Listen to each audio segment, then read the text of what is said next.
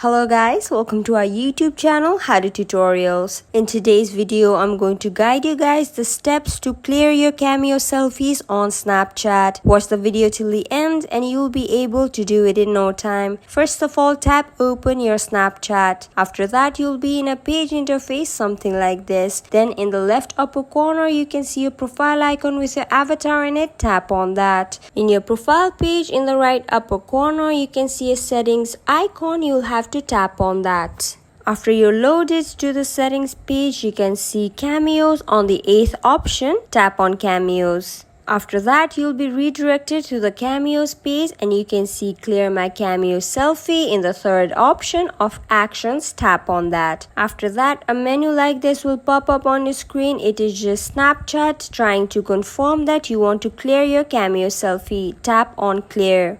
After you tap on clear, your Cameo selfie will be cleared instantly. So that's it for the video guys. I hope the video was informative. Don't forget to like, share and subscribe. Till then, keep watching.